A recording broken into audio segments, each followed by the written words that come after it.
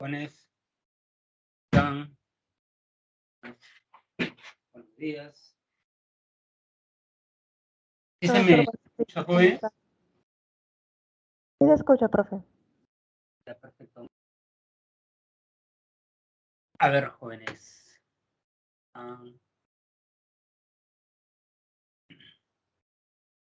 Buenos días, Kevin. A ver, jóvenes, vamos a comenzar haciendo un repaso y leyendo la lectura de la semana anterior. Profesor, ¿por qué dedica tiempo de la clase a leer la lectura? Porque en los exámenes de admisión suelen venir lecturas, ¿no? Sobre todo los chicos que, digamos, están en el bloque E, como ustedes, sobre todo ellos, y les viene 2 preguntas de la lectura, ¿no? Entonces, si les viene 2 lecturas, son 4 preguntas, a la mitad de las preguntas van a ser lecturas. Así que esto no es una cuestión de pasar el tiempo, ni mucho menos, ¿no? Es una cuestión, creo yo, fundamental para su preparación. Muy bien, semana 14. Ahí está. A ver, hagamos un repaso primero. ¿Se está viendo lo que estoy proyectando, jóvenes? Sí. Ya, muchas gracias.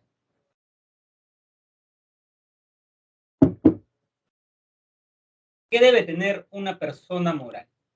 Conciencia, saber distinguir lo bueno de lo malo, libertad, elegir, ¿no? Por ejemplo, el caso es que Pedro es un joven que tiene pareja y le gusta mucho una nueva compañera del trabajo. En ese contexto se pregunta, ¿está bien o mal? La conciencia moral es eso. Está mal engañar a mi pareja. Yo sé distinguir lo bueno de lo malo. La libertad sería decidir engañarla. Y la responsabilidad, hacerme responsable de mis actos. ¿Es lo mismo una persona inmoral que una persona amoral? No, porque a la persona inmoral, como vimos, por ejemplo, Pedro es inmoral, sabe distinguir lo bueno de lo malo, o sea, tiene conciencia, elige libremente, tiene libertad, pero elige mal y transgrede una norma moral. Por eso es responsable. Pero una persona moral es aquel que no tiene, como vimos, ¿no?, esas características, o sea, o no tiene conciencia, una persona con problemas mentales, o un niño, un infante, o una persona coactada a hacer algo. Y por ende, en sentido estricto, no es responsable de sus actos, ¿no?, como dice acá. ¿Correcto? Norma moral se realiza por convicción y una sanción interna. Engaño a mi pareja y me siento mal, ¿no? Siento remordimiento.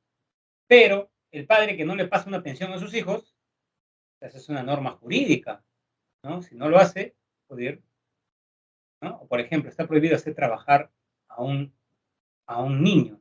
En el Perú están prohibidas muchas cosas y se hacen, ¿no? O sea, así que, digamos, está mal eso, pero no respetamos mucho las normas jurídicas, ¿correcto? ¿Está mal que un policía mate manifestantes en una marcha? De hecho que sí. El policía solamente puede atacar a un manifestante cuando él atenta con su vida, ¿no? Está mal quemar un carro, sí, pero eso no le, digamos, da hecho a una persona, ¿no? Porque la vida humana es superior, ¿no? Con eso no estoy diciendo que está bien que quemen carros, ¿no? O sea, para nada, eso está mal, porque también están atentando un derecho, ¿no? El derecho a la propiedad privada. Pero está peor, o sea, es peor que maten por eso, ¿correcto? Si ni a los ladrones la policía los mata, joven, ¿no? Ustedes han visto, ¿no? Cuando roban, pues mucho cuidado con eso, ¿no? Valores éticos fundamentales, dignidad, todos somos fin en sí mismos, todos somos iguales porque tenemos dignidad y tenemos razón. Es el valor que exige un similar trato para los seres humanos en el reparto de bienes y o castigos, ¿no? ¿No se cumple la justicia en el Perú? No, porque encuentran a una persona con 400 soles, 36 meses de prisión preventiva. Otras personas que le han dado 500.000 soles a la policía, no pasó nada. Eso es injusto, ¿no? Para todos la misma vara, ¿correcto? La justicia, como sabrán ustedes, es ciega, ¿no? Solidaridad es el valor que exige cooperar. Los sanmarquinos fueron solidarios con las personas que vinieron de provincia, ¿no? ¿Y cómo les pagaron? Como ha dicho Amnistía Internacional, de manera desproporcional. Los llevaron a la cárcel, no permitieron que vaya gente de la defensoría y más. O sea, el contexto en el que vivimos, jóvenes, prueba que a las personas no se les está tratando con los valores éticos de la sociedad, ¿no? Y por eso, jóvenes, por eso, el Perú, para los estándares internacionales, ya no es ni siquiera una democracia débil como lo era, ¿no? Es un régimen híbrido, ¿no? ¿Correcto? ¿Dónde quedaron esos defensores de la democracia? Me gustaría verlos, ¿no? Porque ya no es una democracia. Es interesante porque hoy día cuando venía a hacer deporte, tomé desayuno en un restaurante y noticia en estos programas periodísticos, digamos, por ser amables, ¿no? El Perú es el peor país para conducir en el mundo. ¿Y por qué no sacan otra noticia de que el Perú ya no es una democracia para los estándares internacionales? ¿No? Entonces, digamos, la libertad. ¿La gente tiene libertad de salir a marchar? Por supuesto, que la tiene, ¿no? Dilemas éticos, ¿no? Ya saben, no sé qué hacer y no sé qué curso de acción elegir. Hipotéticos, el del tranvía, lo vimos. Reales, o sea, por ejemplo, reales, nosotros comentamos el caso de los médicos italianos, ¿correcto?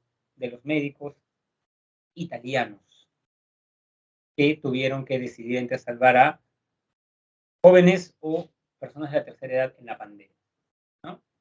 Ejemplo de dilemas éticos, el aborto, postura en contra, digamos, el feto es una persona, postura a favor, el feto no es una persona. Si es un ser humano, porque pertenece a la especie, pero no es una persona. ¿Correcto? Peter Singer. La eutanasia, postura a favor, el hombre es libre y si quiere acabar con su vida, cuando tiene una enfermedad terminal, lo puede hacer. Postura en contra, la religiosa, no porque no somos ni dueños de nuestra vida. ¿Correcto? Muy bien. Vayamos a la lectura complementaria. ¿Correcto? Yo la voy a leer, pero ustedes me van a dar la clave. A ver. En la antigua Grecia, la eutanasia no se planteaba como un problema moral, ya que la concepción de la vida era diferente. Para este pueblo, una mala vida no era digna de ser vivida, y por tanto ni el eugenismo ni la eutanasia complicaban a las personas. Cicerón le da significado a la palabra como muerte digna, honesta y gloriosa. O sea, es mejor morir de forma digna a estar padeciendo, para Cicerón, que es un pensador y abogado romano. Hipócrates, ¿no?, representa una notable excepción. Él prohíbe a los médicos la eutanasia activa, así como la ayuda para cometer suicidio. O sea, Hipócrates, digamos, no va con esta tendencia general que señalaba que, digamos, se debía permitir la eutanasia. No, Hipócrates más bien dice que no, prohíbe la eutanasia en el juramento hipocrático. Platón dice, se dejará morir a quienes no sean sanos de cuerpo. O sea, Platón está a favor de la eutanasia. En la Edad Media, bajo la óptica de creencias religiosas cristianas, la práctica de la eutanasia es considerada como pecado, puesto que la persona no puede disponer libremente sobre la vida que le fue dada por un ser sobrenatural. Las religiones monoteístas, como la católica, o sea, ¿qué es un monoteísmo? Mono uno, teo, Dios. Las religiones que creen que existe un Dios, los judíos, los cristianos, los musulmanes. Los incas, por ejemplo, eran politeístas, creían que habían varios dioses. Los griegos también, no sé, Hera, Hermes, Dionisio, Apolo, Afrodita, ¿correcto? Entonces, las religiones monoteístas, una de ellas el cristianismo católico, entienden que el privilegio de la vida implica conocer la muerte, por lo que se debe estar plenamente consciente del momento final para despedirse de familiares y amigos y poder presentarse en el más allá con un claro conocimiento del fin de la vida. ¿Correcto? ¿No? O sea, valoran la vida las religiones monoteístas. Con la modernidad se desgaja el pensamiento medieval. La perspectiva cristiana deja de ser la única y se conocen y discuten las ideas de la antigüedad clásica. Se defiende que la salud puede ser alcanzada con el apoyo de la técnica, con las ciencias naturales y de la medicina. Francis Bacon, en 1623, defiende que la muerte de un enfermo ayudado por el médico no constituye un problema religioso, ya que es al científico a quien le corresponde determinar cuándo un hombre enfermo debe morir o no. O sea, el médico debe determinar, no el cura. Tomás Moro, en 1516, presenta una sociedad en la que los habitantes justifican el suicidio y también la eutanasia activa, sin usar este nombre.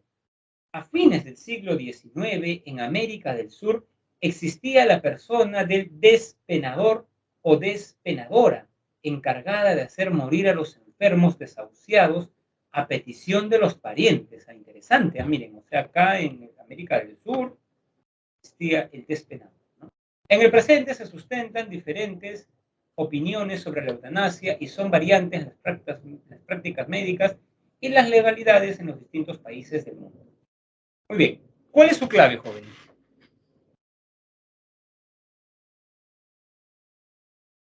La B.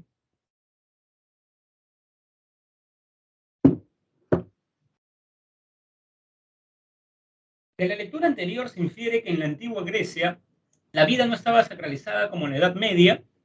Eso opina su compañero. ¿Están de acuerdo con él?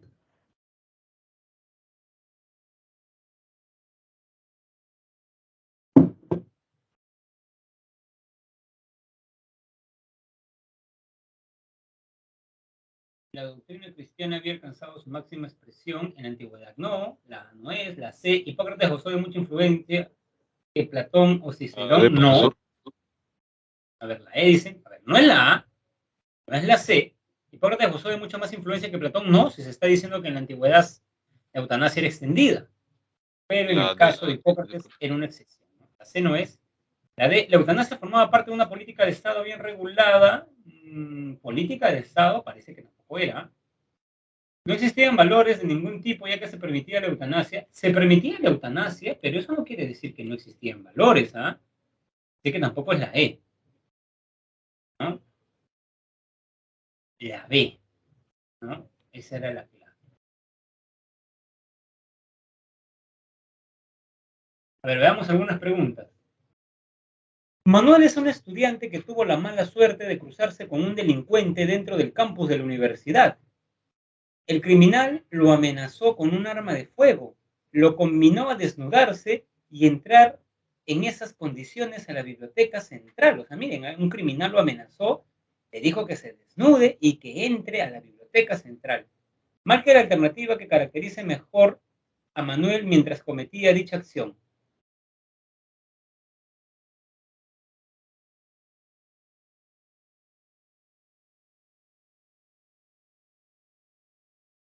¿Es un inmoral?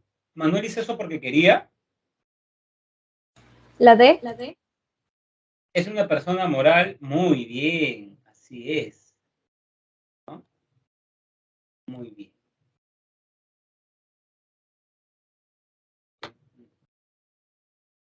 Dice, a ver, 2. Hace algunos años, un hincha de Alianza Lima fue arrojado al piso desde una gran altura en las instalaciones de un estadio de fútbol. Como consecuencia de ello, perdió la vida trágicamente. Los responsables de dicho homicidio eran 2 personas que fueron identificadas, juzgadas y sentenciadas. Estas dos personas provienen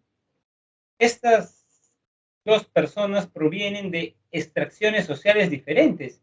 Sin embargo, recibieron penas semejantes por execrable acción. O sea, estas personas que mataron al hincha de Alianza, que eran de la U además,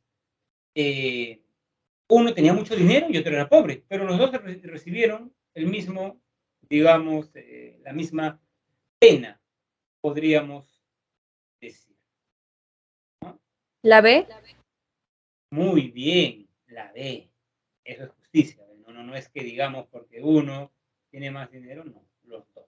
Profesor, Dígame. por el chat le mandé una pregunta de filosofía. ¿Me Ya, podría a ayudar ver. a...? Claro, a ver, ya. Avanzamos con esto y luego vemos su pregunta, ¿ya? Ok. Ya, perfecto. El Estado es una institución que surgió en un determinado momento de la historia humana. La norma jurídica procede del Estado y su incumplimiento genera una sanción efectiva que en el mundo moderno consiste fundamentalmente en privar de libertad a un individuo, ¿no? Claro, una norma, a ti no te pregunta si tú quieres cumplir una norma jurídica, te coactan. ¿Cuál de las siguientes afirmaciones es correcta?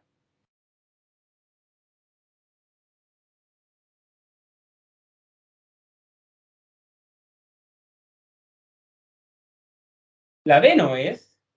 La C, profe. La norma moral es anterior. La norma jurídica procede del Estado y su incumplimiento genera una sanción efectiva que consiste fundamentalmente en privar de la libertad a un individuo. Así es, ¿no? La norma moral es anterior a la norma jurídica, claro, porque ya había libertad y el Estado coacta un poco la libertad, ¿no? 4. Durante la Segunda Guerra Mundial, el médico nazi Joseph Mengele llevó a cabo experimentos con seres humanos en el campo de concentración de Auschwitz. Los experimentos tenían que ver con gemelos y pretendía encontrar evidencias para corroborar la tesis pseudocientífica de la superioridad racial aria. ¿Cuál de los valores éticos fundamentales se vulnera en este caso? La A.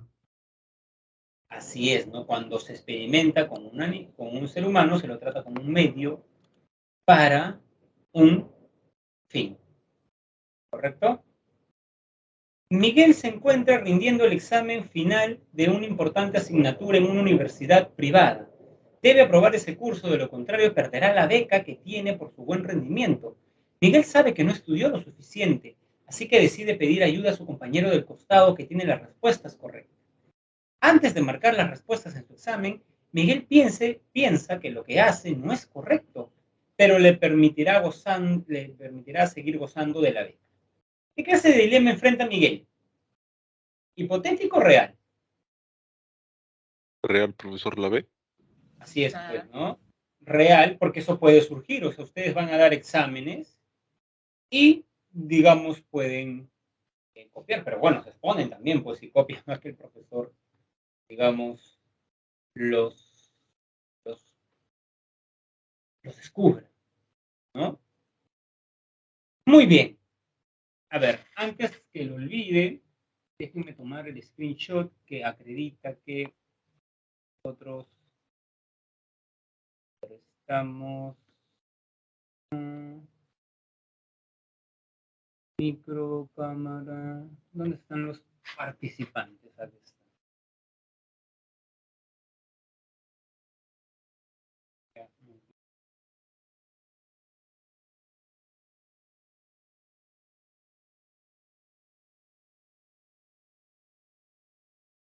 Ya, joven. Veamos lo que tenemos para la semana.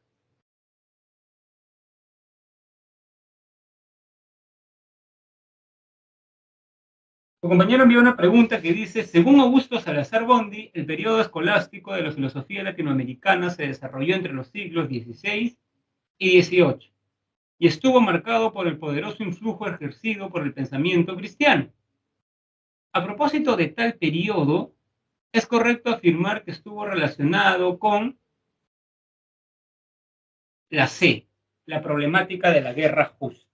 En el periodo escolástico se da el debate de la humanidad del indio 1 y el debate de si la conquista, la guerra, era justa o injusta. Por eso es la C.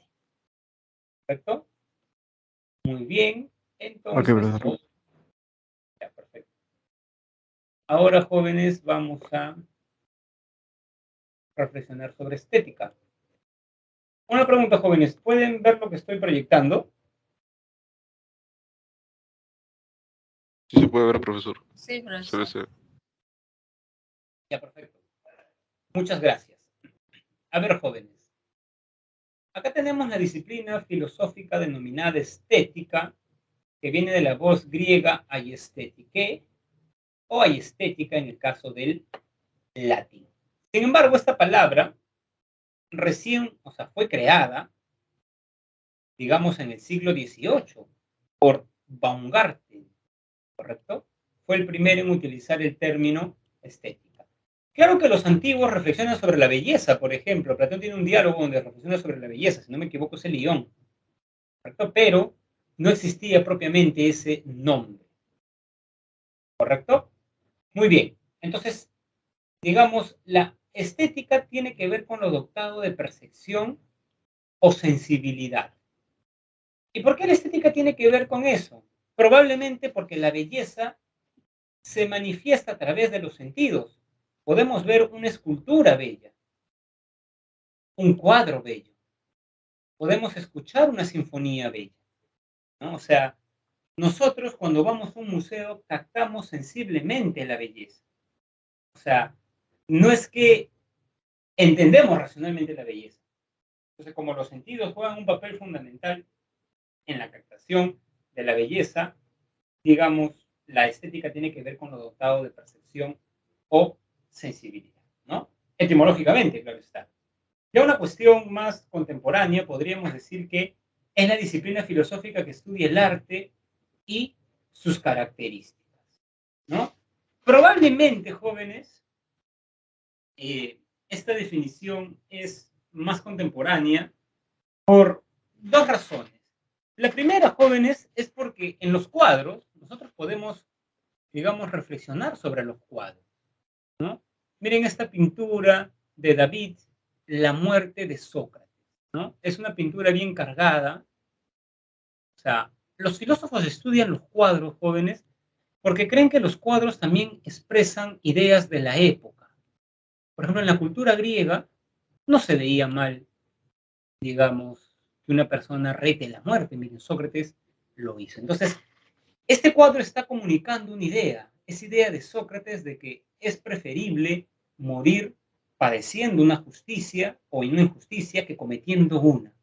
¿El juicio fue injusto? Sí, pero Sócrates, a pesar de eso, como les expliqué en la semana 2, se queda a enfrentar su juicio.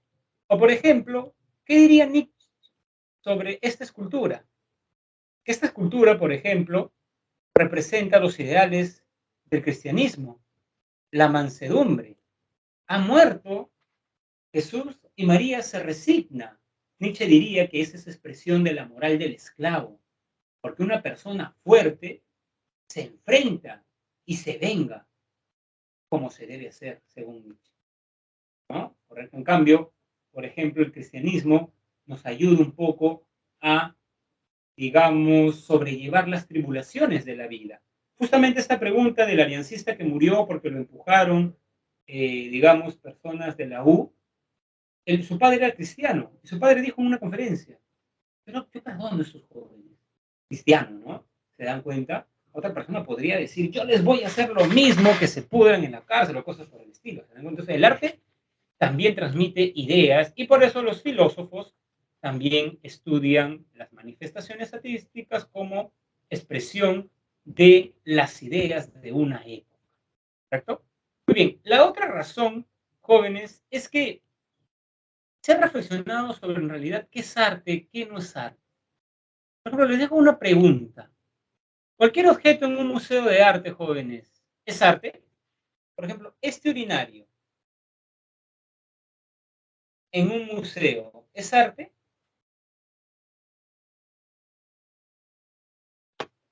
¿Qué dicen?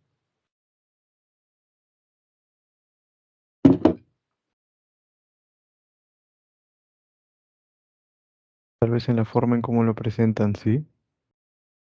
Ya, tal vez, dice su compañero. Por ejemplo, esta manifestación artística la presentó Marcel Duchamp, artista francés que tuvo la osadía de intentar exponer, porque, digamos, fue rechazado, digamos, el objeto, un urinario en la Sociedad de Artistas Independiente de los Estados Unidos, ¿no? Ahí les pongo la explicación. La idea que aparentemente quería transmitir Duchamp era que si vemos el objeto en un baño, es un urinario. Si lo percibimos en un Sodimac, es una mercancía por la cual tenemos que pagar. Pero si lo contemplamos en un museo, parece que el mismo espacio del museo exige que tú veas ese objeto como artístico, ¿no? ¿Correcto? Además, parece que él se quería burlar también, porque creo que en la Sociedad de Artistas Independientes en Nueva York pagabas $8 y exponías. Entonces él parece que quería transmitir la idea de que, ya, entonces si yo pago $8, puedo exponer cualquier cosa. Y muchos dicen que lo hizo como una burla, pero de pronto, digamos, fue tomado como un acto revolucionario y más. ¿Correcto? ¿No? Muy bien, muy bien. Y por ejemplo, este dato es importante, ¿no? Porque los artistas, supuestamente, siempre ponen su nombre, ¿no? Y acá, bueno, no le puso Marcel Duchamp, sino R. ¿No? Muy bien, entonces, cualquier objeto en un museo de arte es arte, porque ya las personas han defecado, ya imagínense toda la avalancha de cosas que vino después de eso. Entonces, para responder esta pregunta, lo que vamos a hacer es una revista histórica, una revisión histórica de lo que han dicho los filósofos sobre el arte, ¿correcto? ¿No? Muy bien, a ver, en el mundo antiguo, Platón no veía bien el arte. ¿Por qué? ¿Cuántos mundos existían para Platón, jóvenes? ¿Recuerdan? 2. 2. Dos, muy bien. Mundo de las ideas y mundo sensible, ¿correcto? Mundo de las ideas, idea de caballo. Y en este mundo sensible, la copia de la idea de caballo es un caballo. ¿Cuál es el caballo real? ¿El caballo que tú ves en un rancho o la idea de caballo? Para Platón. ¿La idea de caballo? La idea. Así es, la idea de caballo. Entonces, cuando el artista pinta un caballo, él está haciendo una copia del caballo, porque claro, la pintura no es el caballo está en el establo. Tú le das una copia del caballo que ve en un rancho, en un establo, pero a su vez ese caballo es la copia de la idea de caballo. Por eso Platón dice que el arte es la copia de la copia, ¿correcto? Entonces, además que tú no puedes expresar de manera sensible la idea de caballo, es algo que se capta para Platón racionalmente. Recuerden que para Platón yo accedo al mundo sensible por mis sentidos y al mundo de las ideas por mi razón. Entonces, si Platón, digamos, hiciera con nosotros una, digamos, visita al Museo de Arte de Lima, al Museo de Arte Italiano, ¿no? Y, digamos, diría que en esos cuadros que hay en el Mali, por ejemplo, no se puede captar la idea de bien. ¿Correcto? Es una cuestión racional. Y por eso Platón no ve con buenos ojos el arte y por eso expulsa a los artistas de su ciudad ideal, ¿no? Porque para Platón los artistas usualmente están versados. ¿Cuántas partes tenía el alma para Platón? ¿Recuerdan? Racional, irascible y concupiscible.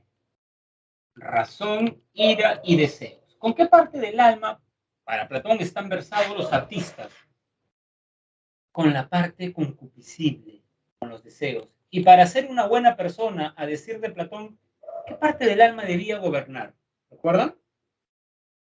¿La racional? Racional. Así es, la racional. Además, jóvenes, que Platón, y esto es importante, Platón decía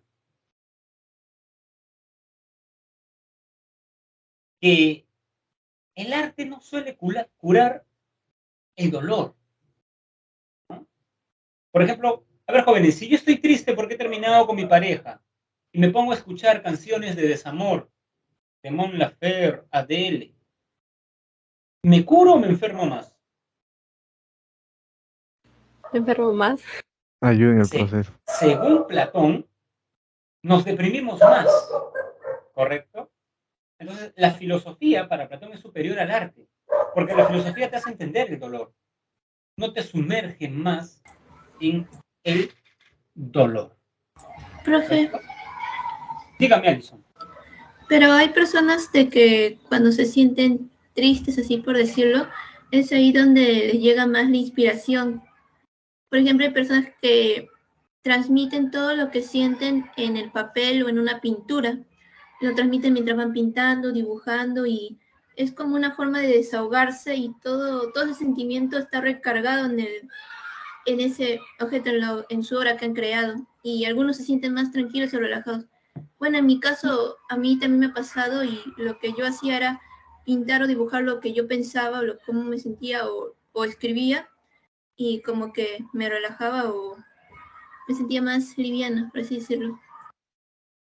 ¿Sí? Es como un medio también, pienso yo, el arte.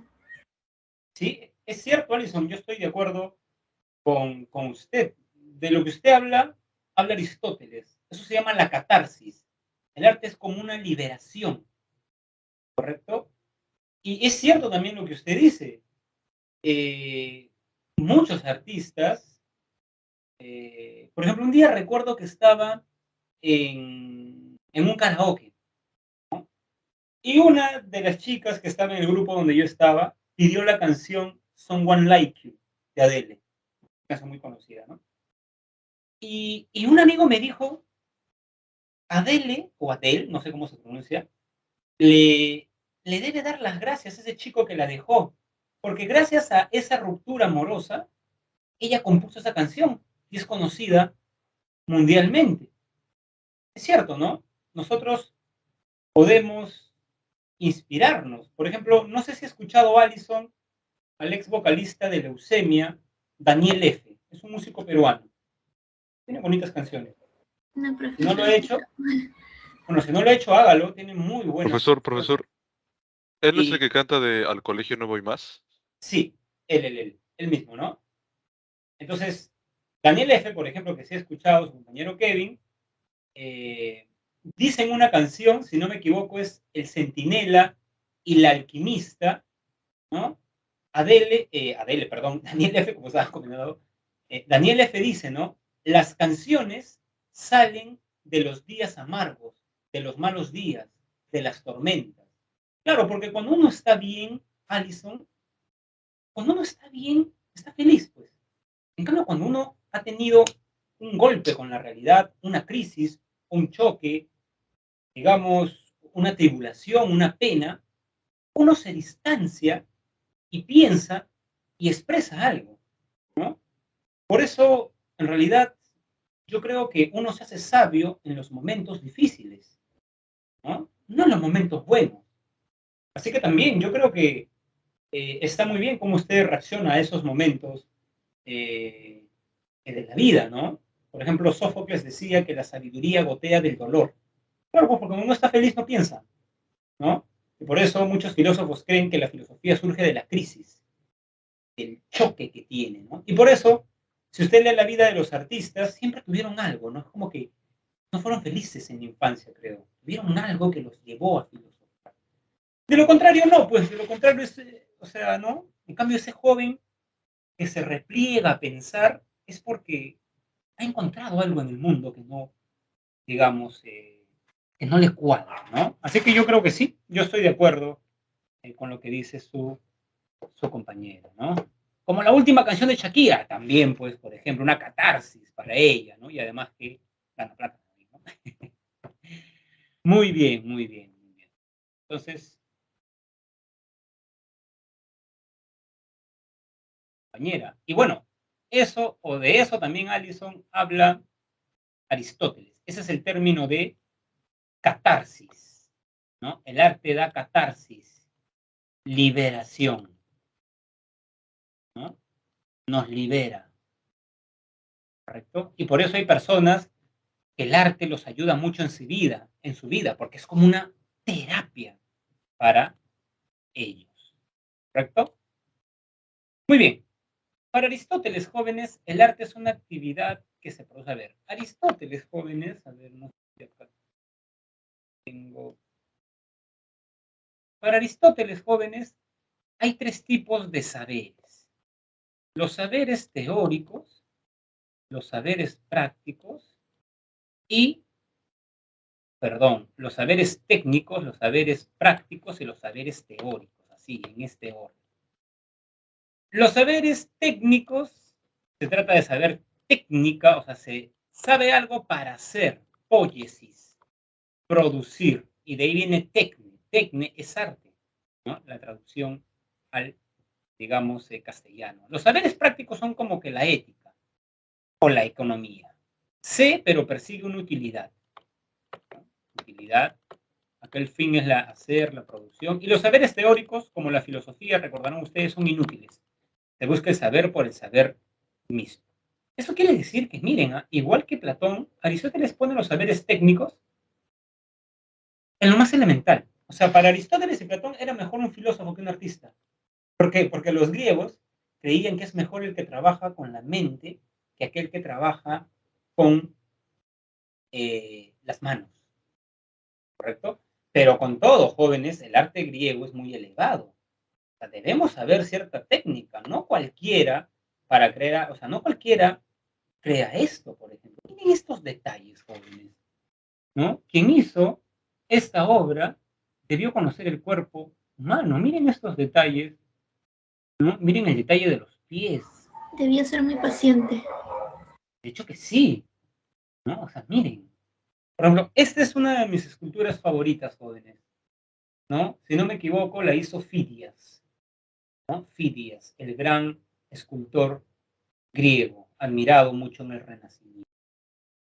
Miren esta escultura ya, miren estos detalles, por favor.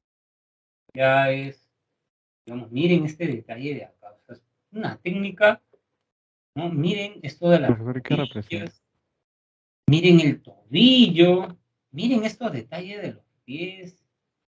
Ya pues, ¿no? ¿Alguien sabe quién es Laoconte?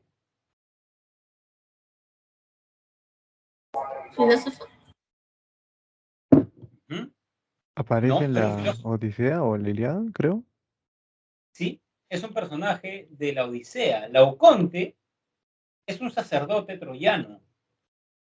Lo que pasa es que, ¿cómo ingresan los griegos jóvenes a Troya? Con un caballo, ¿recuerdan? Con un caballo, ¿no? Con un ardite.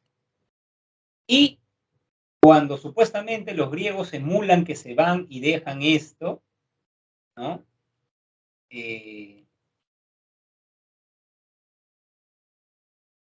Laoconte le dice a Príamo, que era el rey, que queme ese caballo, porque le daba mala espina.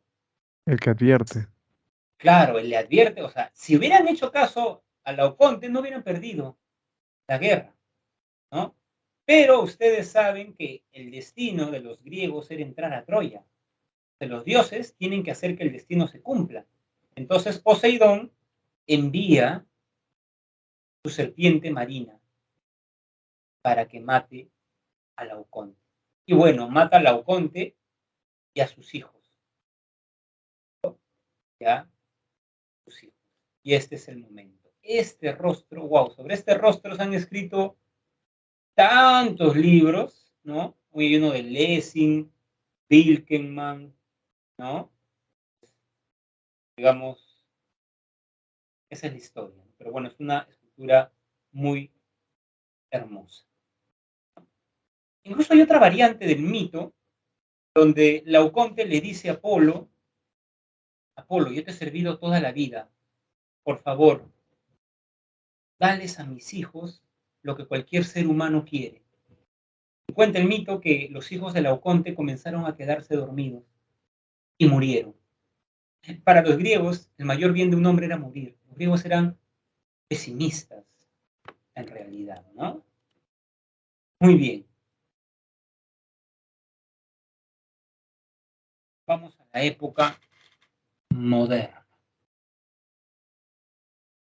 A ver, hemos visto de Kant, jóvenes, la crítica a la razón pura, las reflexiones nociológicas de Kant, su criticismo. Fenómeno, nómeno, ¿correcto? ¿No? Muy bien, luego hemos visto la crítica a la razón práctica. Hemos visto la ética de Kant, la moral autónoma, el imperativo categórico, la dignidad. Y ahora vamos a ver la crítica a la facultad de juzgar, que es la tercera crítica de Kant que se dedica al estético. O sea, Kant es tan ordenado que para cada disciplina filosófica tiene un texto. Muy bien, en el tiempo de Kant, jóvenes, se veía el arte como algo inferior. ¿Por qué? A ver, quiero que me entiendan esto, jóvenes, ya saben. O sea, esto es lo que yo debo explicar, pero yo quiero que ustedes entiendan, entonces para eso deben entender lo que les voy a decir a continuación. La ciencia veía el arte como algo inferior. Porque la ciencia llega a conocimientos universales. En cambio, el arte se basa en la imaginación. Y la imaginación es subjetiva. Entonces, la ciencia siempre ha visto al arte como algo inferior. Pero la ética o la moral también instrumentalizaba el arte.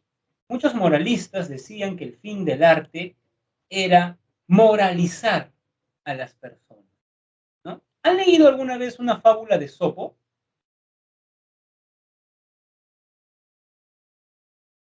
¿Han leído una fábula de Sopo, Sí, jóvenes? profe, varias. Sí.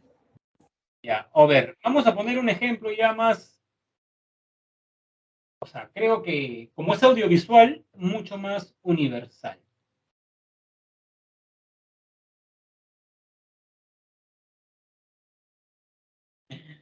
Pero jóvenes, ya, si no han visto esto, no tenían infancia, jóvenes.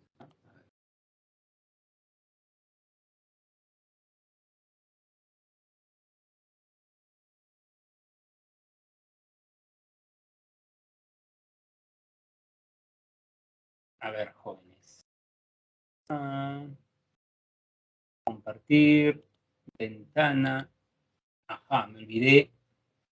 Compartir con sonido.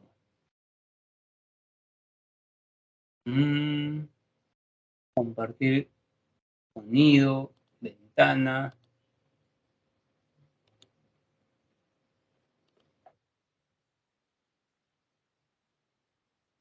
A ver, ustedes lo han visto. ¿Cuál es la moraleja? Como el que se prepara mejor ante una situación adversa, como la enfrenta mejor, algo así. Claro, es como que un padre que le dice, mira, tú cuando eres joven terminas el colegio, hay gente que se va de mochilero y toca la guitarra, el otro con el violín, que quiero trabajar y salir los fines de semana, muy bien. Pero ahí hay una persona que está estudiando, estudia, ¿no? Entonces es como que la persona más meticulosa, más virtuosa, más disciplinada, es la que triunfa a la larga en la vida. Es una metáfora para los jóvenes, ¿no? ¿Correcto? Entonces, por ejemplo, en el tiempo de Kant se creía que el arte, esa es una producción artística, o sea, el fin del arte era moralizar a quien consume el arte. ¿Correcto? Entonces, si se dan cuenta, jóvenes, ¿no?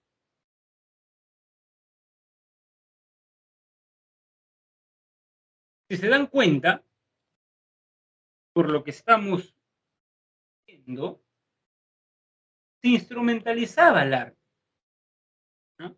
El arte era algo inferior a los ojos de la ciencia y el arte era un vehículo para comunicar ideas morales. Kant se revela frente a esta idea de su época y Kant dice que el arte es una finalidad sin fin. O sea, el artista no tiene por qué moralizar a las personas, o por ejemplo, Kant diría que el artista no tiene por qué, ojo con eso, no tiene por qué comprometerse con una causa, ¿correcto? No, que el arte debe crear conciencia social, no diría Kant. O sea, el fin del arte, o sea, el arte no sigue ninguna finalidad, sino la satisfacción misma. Así que nada de moralizar con el arte ni cosas por el estilo. ¿Correcto? Muy bien. Ahora, cuando nosotros nos paramos frente a una obra de arte, hay un sujeto que juzga, ¿correcto? Sin embargo, para Kant, las obras artísticas a la mayoría nos gustan. Por eso, por más que hay individuos que la juzgan, si la mayoría de individuos consideran esa obra como buena, Eso quiere decir que hay una, digamos, universalidad objetiva, en realidad intersubjetiva, en el arte. Les pongo un ejemplo, jóvenes. Si ustedes leyeron la Ilíada, en el canto 6 de la Ilíada hay una escena muy bonita. Héctor va a enfrentar a los griegos y su esposa Andrómaca se acerca y le dice: Héctor, no te enfrentes, por favor, a los griegos. ¿Por qué le dice? Porque los griegos son 10 veces más que nosotros. O sea, el ejército griego era 10 veces más grande que el de los troyanos. O sea, si los troyanos tenían 1.000.000, los griegos tenían 10 millones. Segundo, que los griegos tenían Aquiles, que es más fuerte que tú, le dice su esposa a Héctor, ¿no? Entonces, Héctor le dice: yo te amo, Andrómaca, pero también amo mi ciudad y la voy a defender. Y en ese contexto hay uno de los pasajes más conmovedores de la Ilíada, porque Héctor carga a su hijo y su hijo se asusta y llora porque lo ve con el penacho, ¿no? Y Héctor le dice: si muero hoy día de hoy en batalla, quiero que cuando tú crezcas digan: ahí va el hijo de Héctor. Quiero que digan que tú eras más fuerte y más valiente que yo, ¿no? Algunos comentadores dicen que el hijo de Héctor llora porque sabes que es la última vez que lo ve, ¿correcto? Entonces, estimados jóvenes, la mayoría de personas que lee ese pasaje de la Ilíada se conmueve. ¿Por qué? A ver, si está en una guerra entre Perú y no sé, otro país, y yo voy a la guerra y me llevo la Ilíada y me tengo que despedir de mi esposa y, digamos, de mi hija, voy a recordar ese pasaje, ¿se dan cuenta? ¿No? Entonces, claro, la Ilíada es un texto. Personas como nosotros leen ese texto, pero la mayoría, digamos, concuerda de que es un pasaje bello, este pasaje que les estoy comentando. ¿Correcto? Entonces, el arte, para Kant, o sea, los juicios que manifestamos sobre el arte son universales porque la mayoría de personas coincide en ellos. ¿Correcto? Otro de los pasajes, jóvenes, muy bonitos de la Ilíada es el que voy a proyectar a continuación. ¿Han visto la película Troya, jóvenes?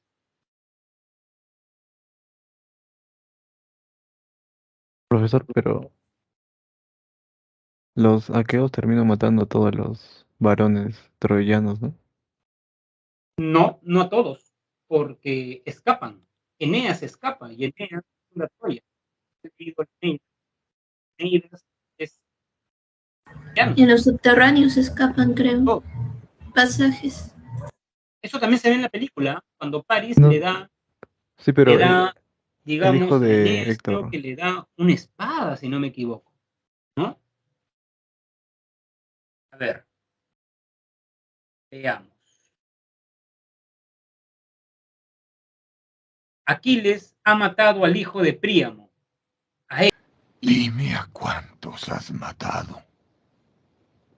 A muchos hijos, a padres, a hermanos y a esposos. ¿A cuántos, valiente Aquiles?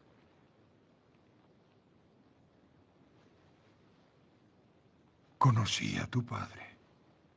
Del momento en que él abrió los ojos hasta el momento en que tú se los cerraste. Déjame lavar su cuerpo. Déjame recitar las plegarias. Déjame poner 2 monedas en sus ojos para el barquero.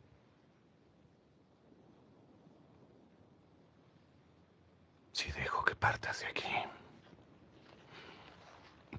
si te lo llevas, todo seguirá siendo igual. Aún serás mi enemigo en la mañana. Aún eres mi enemigo esta noche. Pero hasta los enemigos se tienen mucho respeto.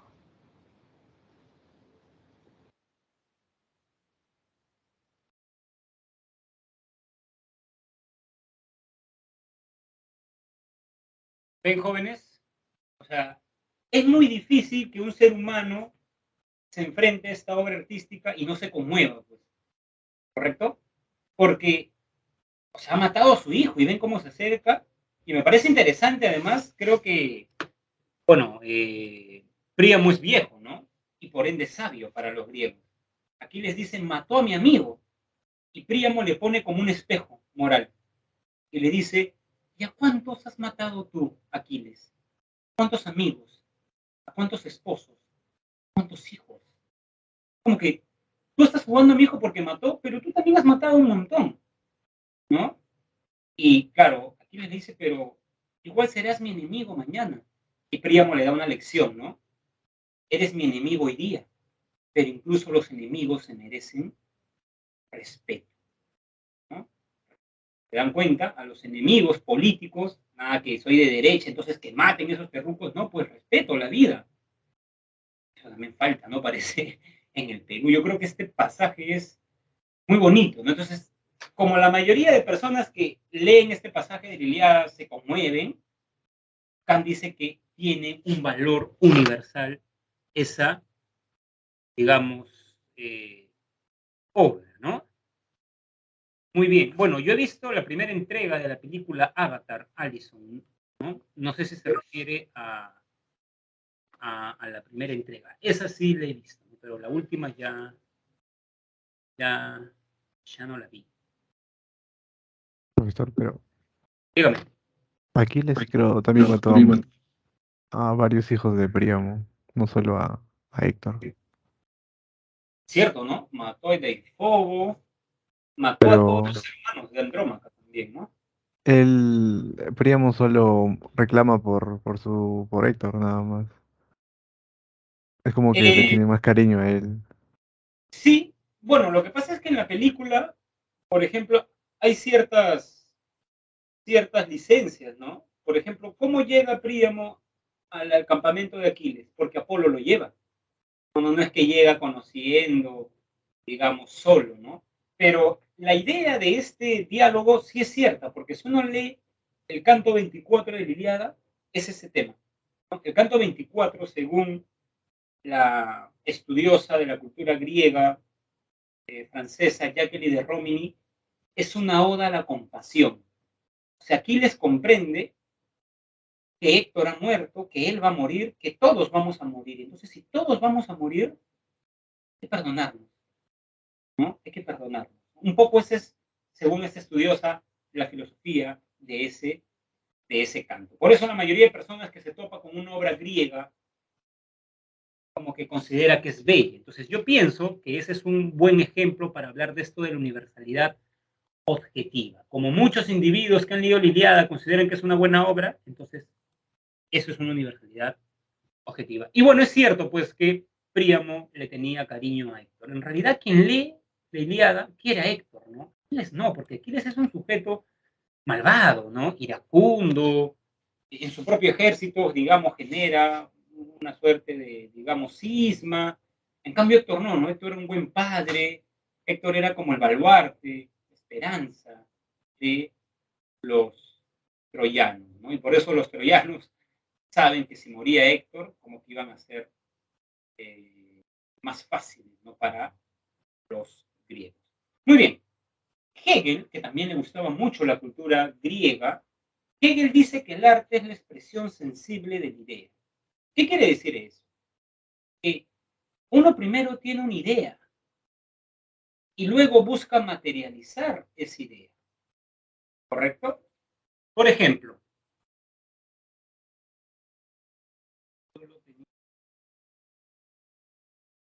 jóvenes, Edvard Munch, ¿no? Edvard Munch, ¿no? El famoso, digamos, ¿han visto esta obra de arte que se llama El Grito? Sí, profesor. Ya, por Sí. En esta obra de arte, Edvard Munch cuenta que estaba con sus amigos caminando y estaba más, por la descripción que da él, estaba en el crepúsculo, el sol ya se había ocultado, pero habían como lenguas de fuego rojas en el cielo, naranjas, y de pronto Munch sintió como que un grito atravesaba la naturaleza. Luego fue a un museo francés y vio una momia de la cultura Paracas. Y esa cara que ustedes ven ahí en el grito esa cara está inspirada en una momia de la cultura paraca, ¿no? Entonces, ven, primero Munch tuvo la experiencia, la idea, y luego llegó a su estudio y pintó. Todo comienza así, tengo una idea, vivo algo y digo, de esto voy a escribir un poema. Primero tengo la idea y luego lo materializo, ¿no? ¿Recuerdan el idealismo de Hegel? Primero la idea de libertad y luego la realidad. Ya. Igual es en el arte. Primero tengo la idea, ¿no? Digo, puedo hacer una novela sobre este contexto peruano. Y luego, digamos, me aboco al trabajo de escribir. ¿Correcto? Hegel, ¿no? Hegel también decía, jóvenes, que hay la belleza en la naturaleza. Por ejemplo, cuando yo voy y veo una catarata en San Ramón, ¿no? Bonita provincia del distrito, del departamento de Junín, ¿no? Digamos, o sea, la naturaleza también es bella. Pero también hay una belleza artística, que es la creación humana. Para Hegel, y es su tesis, la belleza artística es superior a la belleza en la naturaleza. Porque claro, yo puedo decir, ¿no? En este paisaje todo es bello, pero esa parte del paisaje no es bello, o esta catarata es hermosa, pero si fuera más grande, sería más hermosa. Entonces, ¿qué hago? Creo un cuadro donde esa catarata es enorme. Es decir, en el arte yo puedo retocar y mejorar la naturaleza, ¿no? Es como, por ejemplo, una historia de amor, ¿no? Tienes una historia de amor, esto, todo, 3 años felices, pero luego esa persona que tú amabas y te amaba se comporta mal y se desaparece de tu vida, ¿no? Esa es tu historia de amor real, bonita en un tiempo. Pero entonces tú escribes una historia de amor en una novela y la mejoras, pues. Todos los novelistas hacen eso, ¿no? Se basan, pero mejoran para hacer la historia de amor mucho más bella, digamos, ¿no? Por eso a veces cuando la gente ve películas, dice, ya, esas películas, ¿no? Digamos, ya, pues, ¿no? O sea, ya son muy idealistas y eso, porque claro, el cineasta está contando quizás una historia de amor, pero la retoca, ¿no? Para que sea supuestamente más bella, ¿no? ¿Correcto? Muy bien, ¿no? Eso señala. ¿Alguna pregunta, jóvenes, hasta este punto? ¿Alguna duda?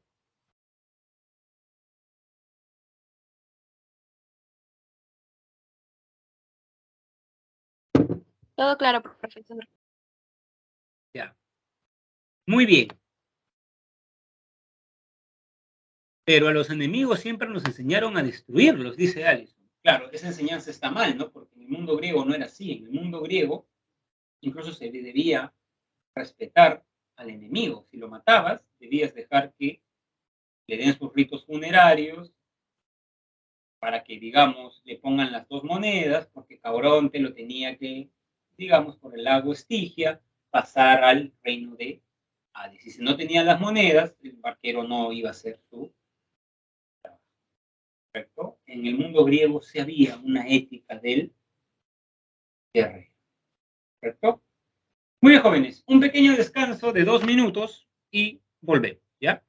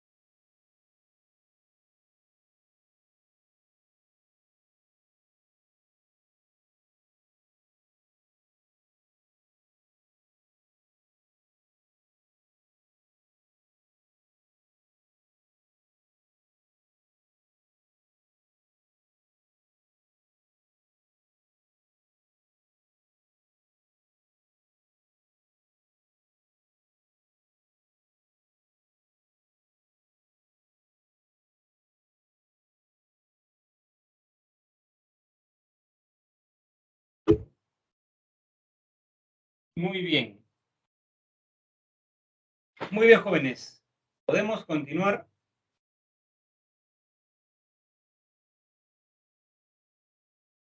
¿Sí?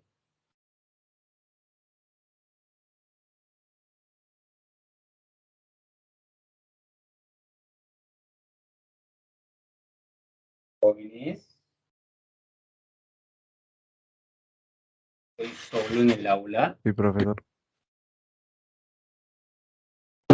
Muy bien. Perfecto. A ver, entonces, ahora.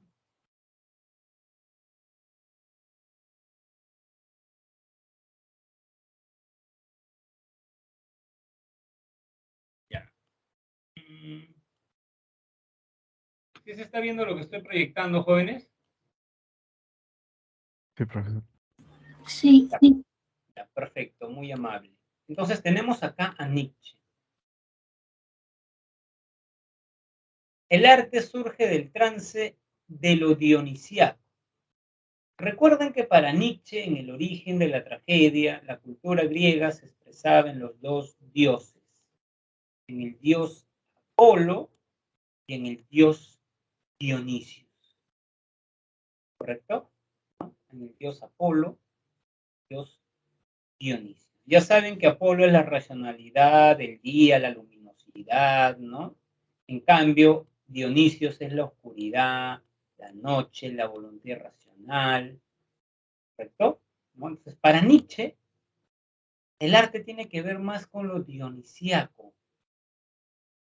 en el sentido que para Nietzsche el arte tiene que ver un poco más con el lado emotivo del hombre, más que con el lado racional.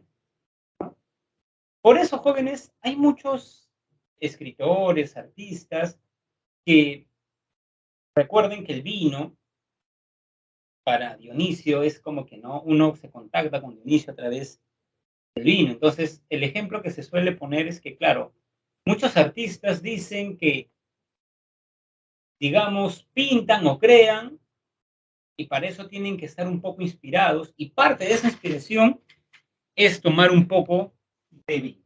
Por ejemplo, Julio Ramón Ribeiro es de esta idea, ¿no? Por ejemplo, jóvenes, Julio Ramón Ribeiro señala esto que les estoy diciendo. A ver, les voy a leer la prosa apátrida 85. Miren qué dice este famoso cuentista peruano. La única manera de comunicarme con el escritor que hay en mí es a través de la libación solitaria. Al cabo de unas copas, él emerge.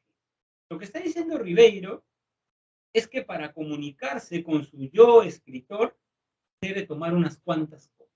Por eso dice, al cabo de algunas copas, él emerge y escucho su voz. Una voz un poco monocorde, pero continua. Por momentos, imperiosa. Yo la registro y trato de retenerla hasta que se va volviendo cada vez más borrosa, desordenada y termina por desaparecer cuando yo mismo me ahogo en un mar de náuseas, de tabaco y de bruma. Pobre doble mío, qué pozo terrible lo he relegado, que solo puedo tan esporádicamente y a costa de tanto mal entreverlo. Hundido en mí como una semilla muerta, quizás recuerda las épocas felices en que cohabitábamos, más aún en que éramos el mismo y que no había distancias que salvar ni vino que beber para tenerlo constantemente presente. ¿Se dan cuenta? ¿No? Entonces, se trata, jóvenes, de eso, de poder a través del vino comunicarme con mi yo creativo. Ahora, tengan ciertamente cuidado, jóvenes, con esto que les he dicho, porque claro, no se trata de tomar para evadir la realidad. Nietzsche criticaba a esa gente que toma para evadir la realidad, porque son como cristianos. El cristiano se apega a la relación para no aceptar el mundo tal y como es. Para Nietzsche hay que tomar para superar el nihilismo. ¿Qué es el nihilismo, joven? A ver. Nietzsche dice, Dios ha muerto. Pero Nietzsche sabía que la gente le daba sentido a su vida, estimados jóvenes, con Dios. Entonces Nietzsche sabía que después de que la gente aceptase la muerte de Dios, su vida no iba a tener sentido. Ese es el nihilismo. El nihilismo es considerar que la vida no tiene sentido. ¿Correcto? Pues la vida no tiene sentido y esa es una consecuencia de la muerte de Dios. Entonces, si la vida no tiene sentido, una forma de darle sentido a la vida es mediante el arte. Y este arte tiene que instalar valores vitales, no valores decadentes, como el de esta persona que ha matado a su hijo, diría Nietzsche, y miren, solo se resigna estoicamente. No, hay que crear obras donde la gente ame la vida, ¿no? Nietzsche dice en un libro, si yo tuviera que creer en algún dios, sería un dios que baila.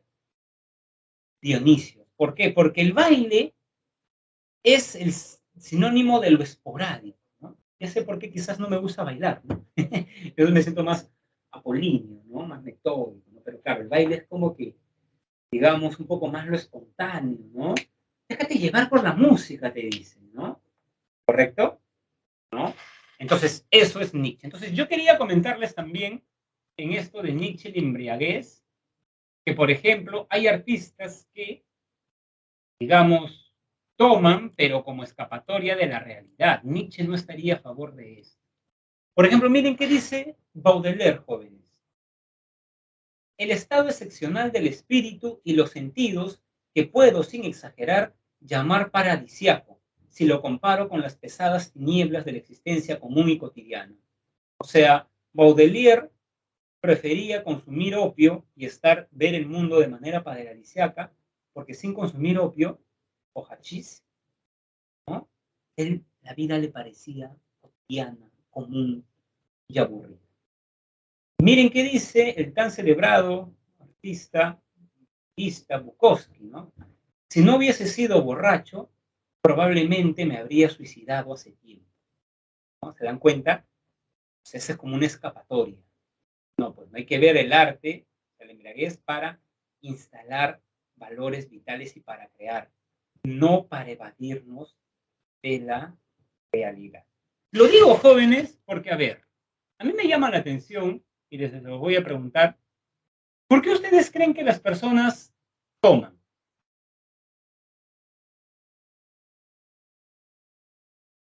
¿Por Profesor, qué? Dígame. creo yo que va como esa canción que dice, toman para olvidar, pero solo por un momento. O sea, es como, se sienten tan tristes que la única forma de poder liberarse es tomando. ¿No? Profesor, una pregunta. Dígame. ¿Personas que toman en general o solamente las que sí se sienten tristes? No, o sea, en general, ¿no? ¿Por qué usted cree que las personas toman? Puede A ver, ser por diversas razones. Una, como dice mi compañero, porque se sienten tristes y otra por simple gusto. Hay claro, gente que le gusta tomar alcohol o a veces otra gente porque se siente feliz, básicamente. Está tan feliz que se pone a beber. sí, es Le gusta cierto. disfrutar esas sensaciones. Es cierto, hay gente que toma por, ¿no? Claro. Por ejemplo, jóvenes, a mí no me gusta, o sea, una cerveza no es deliciosa, ¿no? Una limonada es rica, pero una cerveza, hasta yo la siento media amarga, ¿no? ¿Correcto? Bueno, ya de gustos, digamos. Entonces, sí, pues yo me he preguntado a veces por qué las personas toman. A veces veo que conversan, trato de entender, ¿no? ¿Por qué? Entonces, hay mucha gente, como dice su compañero, que también que tiene problemas y toma. ¿Correcto? Entonces, en ese caso, ese grupo de personas, que de hecho no son todas, ¿no? Nietzsche diría que no, pues que están buscando evadirse, digamos, ¿no? Tomo porque tengo problemas. Nietzsche diría, no, pues, esa es una evasión. ¿correcto? ¿No? Entonces, cuidado, ¿no? O sea, no se trata de que voy a tomar y voy a quedar, no necesariamente, ¿no? No necesariamente ocurre eso. Otra razón, jóvenes, ¿no? A ver, dice, profesor, no sé cómo sería la serie Al fondo y sitio. Hay dos personajes que toman como si fuera un pasatiempo. Es cierto, ¿no? Hay dos personas, eh, no lo sé, es que uno escucha tanto ya. Por ejemplo, yo recuerdo que mi abuelo era de Cerro de Pasco, trabajaba en mina y a veces venía uno de sus amigos y conversaba, ¿no? ¿Te acuerdas cuando los sábados íbamos a tomar a las fiestas? Y yo una vez le pregunté, ¿no? A mi abuelo, pero le digo, abuelo, ¿no? Por ejemplo, si yo tengo tiempo, ¿qué hago? Nado, hago mi bicicleta. ¿Para qué voy a malograr mi cuerpo, no? Tomar. Y a conversar, puedo conversar con mi amigo, ¿no? ¿Para qué necesito tomar? No me entiendo, ¿no? O sea, ¿qué de plus le da tomar una conversación? Profesor. No lo sé, ¿no? Entonces, para terminar la idea, estimado Juan Pablo, entonces, claro, yo recuerdo que mi abuelo me dijo, lo que pasa es que en ese tiempo no había muchos entretenimientos como ahora. Entonces, inferí que en ese tiempo la gente tomaba como que para pasar el tiempo. Ya trabajé toda la semana, a ver qué hago, ¿no? Ya con el compadre, ahí como que se ponían a tomar. No sé si hasta embriagarse o más, ¿no? Pero sí, pues, ¿no? Es cierto lo que dijo tu compañero Kevin, son múltiples causas, ¿no? Son múltiples causas, ¿no? Pero algunos, claro, toman para evadirse. Nietzsche no estaría de acuerdo con eso, ¿no? Sí, Juan Pablo. Creo también que a veces se toma por influencia, digamos, cultural, porque no es, no es extraña la idea de una persona totalmente ebria durmiendo en la calle, tirado. O sea, yo pienso que la mayoría de nosotros que aquí presentes ha visto eso, se ha encontrado con eso, o de alguna forma entiende que para celebrar o cuando hay celebraciones siempre hay alcohol, más como una costumbre a veces. Sí, tiene razón, ¿no? A veces mis amigos me dicen, es mi cumpleaños, ¿no? Voy a hacer una fiesta, pero nos vamos a encontrar en el centro desde las 7. Ya le digo, yo me regreso, a mí me gusta dormir temprano, ya voy a ir a las 7, pero de ahí tengo que hacer, ¿no? Y voy, y claro, y toma. Yo tomo mi agua, yo tomo mi agua. Sé que a veces no, o sea, y claro, quizás cuando son ustedes puede ser una influencia social, ¿no?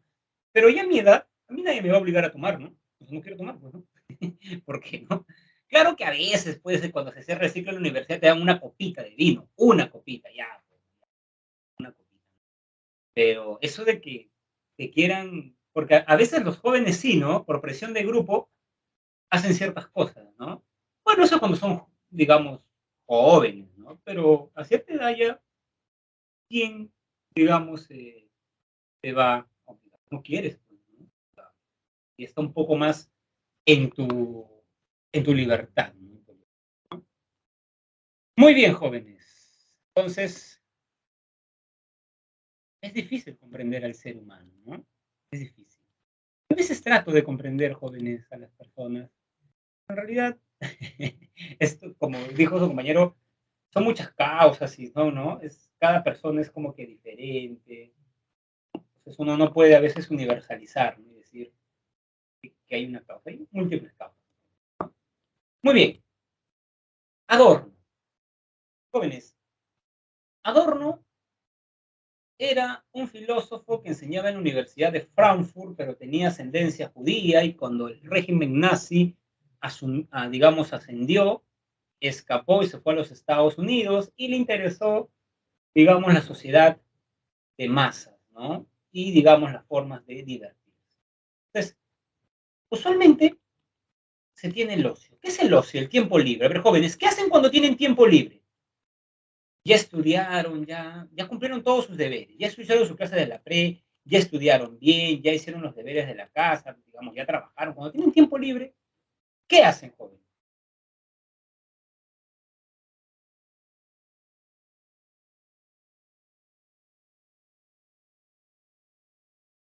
A veces, o sea, trato de hacer algo nuevo, distinto de la rutina.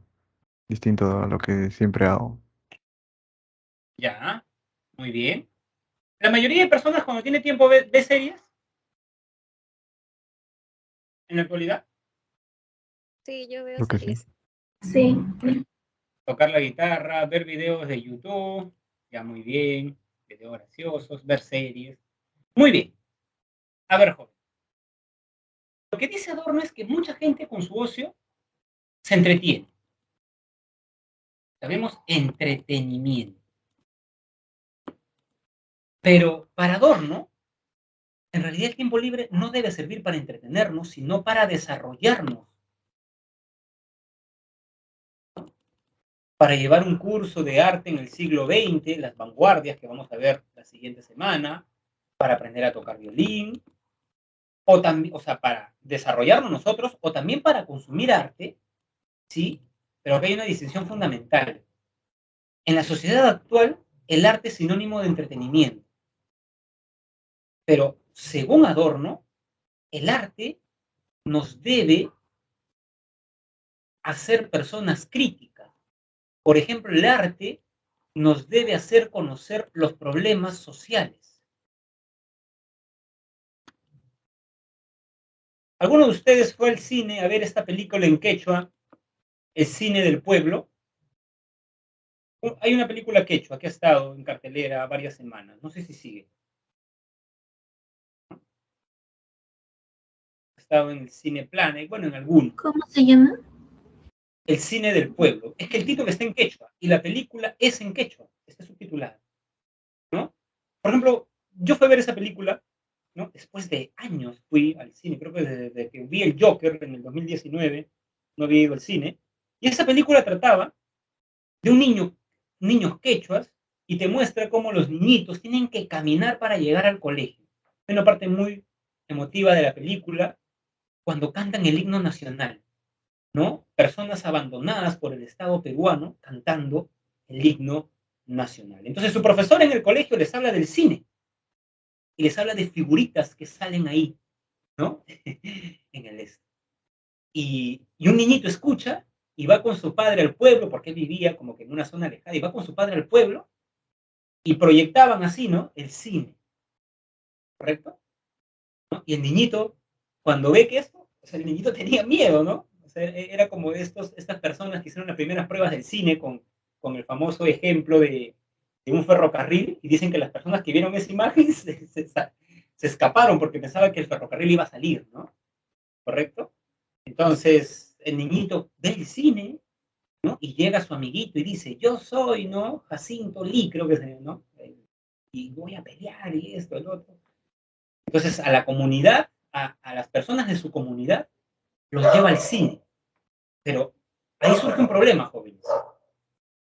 Las personas de su comunidad solo hablaban quechua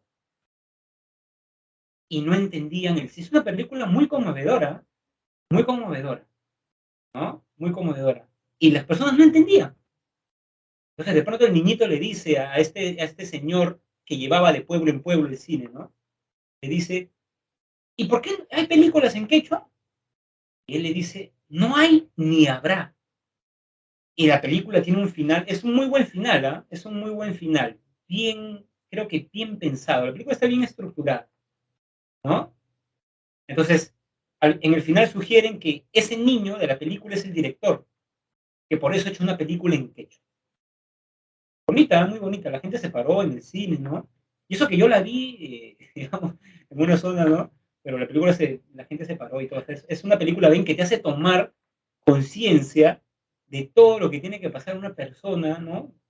Por ejemplo, o sea, acá en Lima, mi colegio estaba a 4 cuadras, ¿no? Cuando iba al cine entendía. Recuerdo que la primera película que fui al cine a ver con mi familia fue Godzilla, ¿no?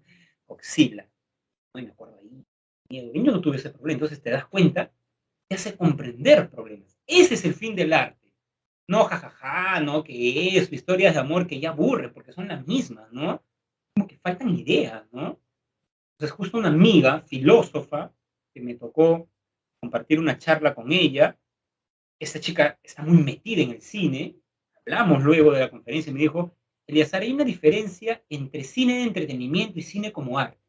Parece que muchos cineastas, por querer ganar plata, ya tienen fórmulas, ¿no? Entonces, son cosas distintas. El cine nos debe hacer conocer problemas sociales, ¿no? Por eso, jóvenes, personalmente a mí no me gusta mucho ir al cine, porque no me gustan mucho las películas de Hollywood. Me gusta más el cine independiente, ¿no? Personalmente digo, ¿no? Y ese es, Yo digamos, quería ver más de la realidad, sí, pero eso hace más de cine historias. independiente, ¿no? Eso es el cine independiente. Y hay películas peruanas que hacen eso. Hay un cine igual de Lima que se hace en el Centro Cultural de la Católica. Hay centros culturales, por ejemplo, Allison, en el Centro Cultural de España proyectan muy buenas películas, ¿no? Esas películas no las ves en cartelera, pues, porque esas películas no se someten, digamos, a este cine un poco para entretener, que en realidad a mí no me entretiene, ya me aburre, porque es como que la misma historia, dos personas que se aman, que son distintas, que terminan, o sea, a mí me aburre, ¿ah? No sé qué entretenimiento es, es ese, ¿no? Pero bueno, bueno. Entonces, en la literatura también ocurre lo mismo. Por ejemplo, acá tengo una novela muy bonita de Manuel Escorza, Redoble por Rancas, ¿no? Y he quedado, jóvenes, este año voy a viajar a Cerro de Pascua, Rancas, a conocerlo. Y mi tío me dice, ¿y por qué quieres conocer Rancas? Por Manuel Escorza, le digo, ¿no? Por Manuel Escorza. Yo leí esta novela, por ejemplo, jóvenes, muy buena, Redoble por Rancas, y Manuel Escorza, jóvenes, cuenta el dilema que pasan los pobladores de Rancas, en Cerro de Pasco. La Cerro de Pasco Corporation cerca, y estas personas se quedan atrapadas, sus animales no podían pasar a que coman, digamos, pasto, y el cerco comienza a pasar. Entonces, los de la comunidad hacen protestas, y el Estado peruano comienza a, estimados jóvenes, comienza a, ¿cómo decirlo? ¿No? Digamos, toma partido. ¿Y qué creen que hace en el Estado peruano, jóvenes, en Redoble por Rancas? ¿Ayuda a los peruanos o a la transnacional?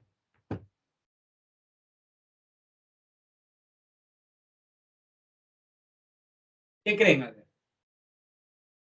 El Estado peruano Ayuda al extranjero. no solamente ayuda, los mata.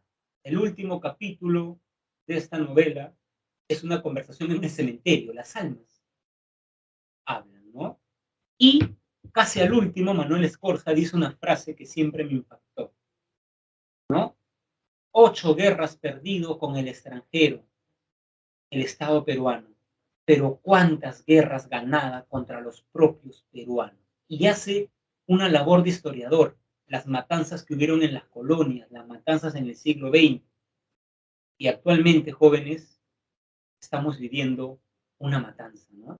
Parece que eso se repite en la historia.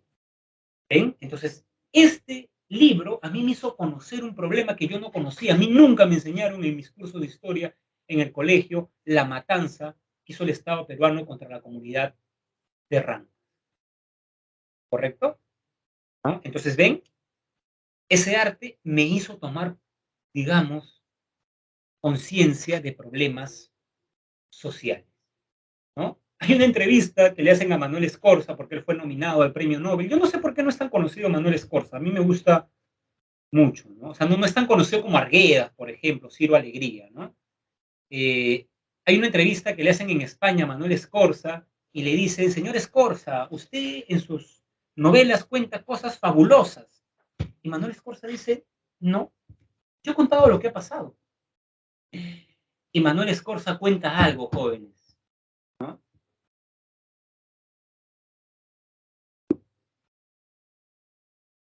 En el siglo XIX, si no me equivoco, un grupo de campesinos quería hacer un sindicato y un patrón estaba en contra. Pero de pronto dice, ya, voy a aceptar que hagan un sindicato. Vamos a celebrar por el sindicato. Y les da a tomar una bebida. Y envenena a todos los campesinos. Bueno, envenena como que a 20 campesinos. Se abre un juicio. ¿Y qué acepta? ¿No? Se abre un juicio, jóvenes. ¿Y qué acepta la Corte del Cusco? infarto colectivo. El patrón dijo que a los 20 les agarró un infarto al mismo tiempo. Y la Corte de Cusco aceptó eso. Manuel Escorza le dice en la entrevista, Manuel Escorza cuenta eso también acá, cuenta ese pasaje. Y Manuel Escorza le dice en la entrevista, ¿yo soy delirante o la realidad latinoamericana es delirante? La realidad. Por eso en América la novela es como un tribunal, porque la justicia ya no es justicia. Y lo estamos viendo ahora, ¿no, jóvenes? Todo eso me hace una persona un poco pesimista, jóvenes, ¿no? Conocer un poco de historia, ¿no? Es una persona en realidad, ¿no? Sí, creo que sí, ¿no? Un poco, digamos, pesimista, porque te das cuenta que no es de ahora, no es que ahora estemos así. Esto ha sido, pero ojalá que no siga siendo así, ¿no, jóvenes? Muy bien. Ah, mira, esta película no la he visto, Juan Pablo, ¿no? No la he visto, siéndote, digamos, sincero, ¿no? Muy bien. Entonces ahí está Manuel Escorza. ¿Para qué voy a leer poetas? Miren qué dice Manuel Escorza. Matad la tristeza, poetas. Matemos a la tristeza con un palo. No digáis el romance de los lirios. Hay cosas más altas que llorar amores perdidos. El rumor de un pueblo que despierta es más bello que el rocío. No nada que el poeta me dejó mi chica, voy a ser poeta. Nada que ver. El poeta debe ser un poeta social, como Javier Heró. ¿Correcto? Entonces, se dan cuenta, es una forma de hacer poesía, ¿no? Muy bien, jóvenes. Valoración estética y juicios estéticos. Toda obra de arte son portadoras de contenidos, ¿no? Por ejemplo, para David Hume, jóvenes, solo pocas personas están calificadas para valorar una obra de arte. A ver, jóvenes, para valorar cuál es el gran mérito, estimados jóvenes, ¿no? Para valorar cuál es el gran mérito de la Divina Comedia, lo debe hacer cualquier persona o un profesor que ha estudiado literatura. ¿Qué creen ustedes? Alguien especializado en literatura. Hay personas especialistas, pues, ¿cierto? Personas especialistas. Y yo creo que ese es el problema de nuestra sociedad, jóvenes, ¿no? Y bueno, yo sé que una clase de filosofía tiene que incomodar, y si lo que voy a decir a continuación tiene que incomodar, ¿no? O sea, soy amigo de la verdad, no amigo de Platón, decía Aristóteles, ¿no? Jóvenes, en la sociedad vivimos en un subjetivismo ramplón. La gente cree que puede opinar de cualquier cosa. Su opinión importa, ¿no? La gente cree que puede opinar de cualquier cosa y peor aún, cree que debe ser respetada su opinión. Respétame, sé tolerante, ¿no? O sea, jóvenes, a ver, una persona que ha estudiado música y habla de Tchaikovsky, de pronto viene una persona y dice, no, el reggaetón es mejor que la música clásica. ¿Se tiene que respetar esa opinión? ¿No? Un joven que dice, Marx se equivoca. ¿Qué libro de Marx has leído? No, he visto un TikTok de Marx. ¿No? O sea, antes de hablar, infórmate, ¿no? Eso dice en la Biblia. Esa es una cita de la Biblia, es un salmo, ¿no? Y Mao Zedong decía, solo tiene derecho a hablar quien ha leído. Pero en la sociedad actual, la gente es especialista en todo, ¿no? En todo. Son economistas, son analistas políticos, o sea, todos saben, ¿no? Así que yo recuerdo una frase de Tales de Mileto, ¿no? Si no tienes nada que decir, mejor quédate callado. Me parece, digamos, una buena frase. Mucha sabiduría, muchas palabras no indican sabiduría, decía Tales de Mileto. Así que, digamos, hay que estar versados en algo. Eso dice David Hume. Son solo pocas personas las que, digamos, pueden hablar sobre ciertas cosas. ¿Correcto? ¿No? Son unos pocos. Pero ahora tenemos redes sociales y nos mandamos nuestro discurso, ¿no? Las redes sociales, jóvenes, se han dado cuenta. ¿Son foros de discusiones racionales las redes sociales, jóvenes? ¿La gente discute ideas o opina nada No, más? no. ¿No? Incluso se critican y comienza a pelear. Comienzan a pelear los adjetivos. y uno empieza a atacar al otro y así sigue la cadena. Sí, jóvenes, es cierto, ¿no? Ya recuerdo por qué aquel que sale de la caverna en la alegoría de la caverna no quiere volver a la caverna, ¿no? Se entiende, pues, por qué no, digamos, quiere, digamos, ¿no? Marcolé dice, profesor, Marco Aurelio de Negri parafrasea lo que dijo, que proviene, claro, eso que les estoy diciendo está en un conversatorio que hicieron en la década de los 90 sobre la pornografía, ¿no? La pornografía, no, a ver, sobre la sexualidad, ¿correcto? Sobre la No, sexualidad, pero en esa ¿no? parte hablan sobre la pornografía. Claro, en Sí, una sí. parte sobre la, claro, sexualidad y pornografía. Y ahí está un doctor sanmarquino, Justi. Y el doctor Justi dice, no era doctor, dice, pero si la gente sabe, la gente en la calle han hecho una encuesta y dicen que no se les debe enseñar educación sexual. Y Marco Aurelio dice, ¿y por qué usted se basa en la gente? ¿Acaso la gente está informada? Solo tiene derecho ahí, Marco Aurelio dice esas frases, ¿no? Correcto, ¿no? Yo con las personas que aprecio, por ejemplo, con mi papá veo programas así culturales, ¿no? Quizás a mi papá no le gusta leer mucho, pero sí, pues, ¿no? Hay buenas series, documentales, ¿no? Sobre, ahí Marco Aurelio de Negri dice, digamos, de esa forma. Y verdad, jóvenes, me he dado cuenta, he citado a Mao Zedong. Ojalá que la DIRCOTE no encuentre esta clase, porque si no, ya saben, si no vengo a la siguiente clase, ya saben dónde estoy. Muy bien. Walter Benjamin. Muy bien, jóvenes. Walter Benjamin dice que una obra depende de quién la crea. Cualquier cosa que hable o que haga Picasso, por ejemplo, Picasso, un día salió de su estudio, llegó, tomó pintura azul y escupió. ¿Saben cuánto vale ese cuadro, jóvenes? ¿Cuánto? Creé una palabra. Siempre mi dislexia, jóvenes, me persigue hasta ahora. Millones.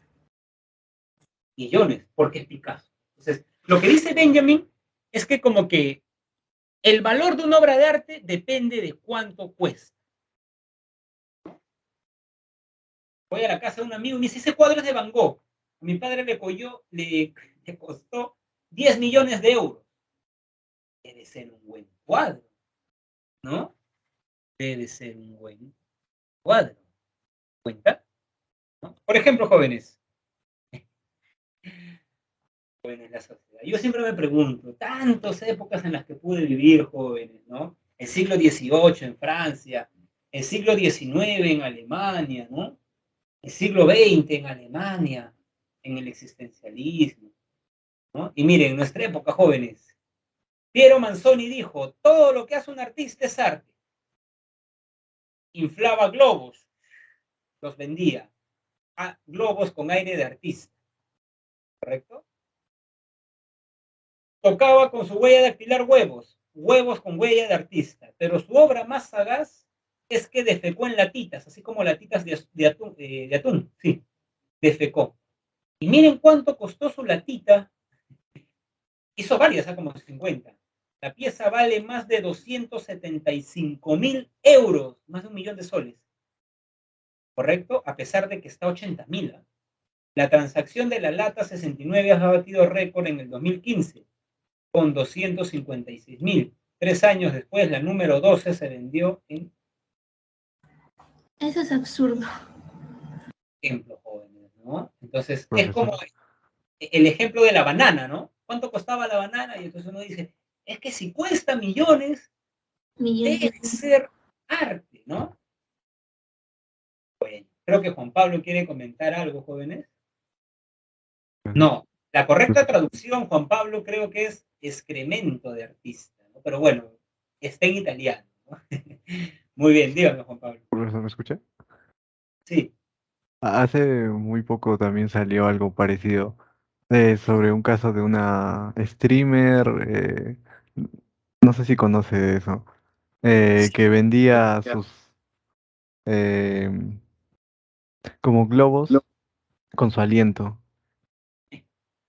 Y eso, al ser tan influyente, al seguirla, lo vendía a una elevada cantidad y ganaba bastante. Y Claro, todo porque sus seguidores les gustaba a claro. ella y lo que hacía.